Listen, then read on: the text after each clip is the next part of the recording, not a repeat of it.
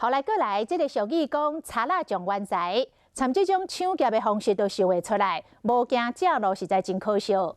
高雄旗山一间金仔店接到一笔网络的订单，对方要求汇送到位才要当场来付钱。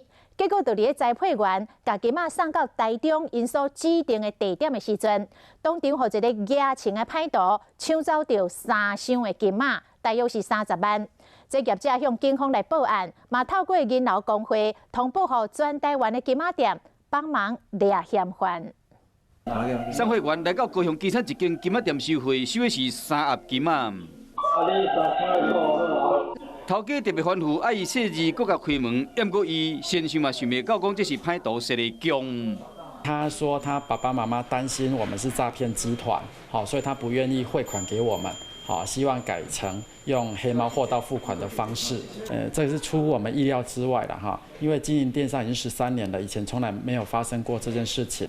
对方伫网络订3款的金仔，有金手指、破链、手环、手链啊，加耳钩等等，总共买30万。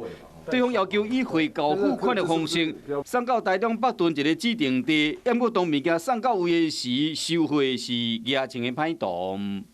趁这个验货的时候，将这个货物强行取走。他的名字不是用他的这个。他用假名定的。是。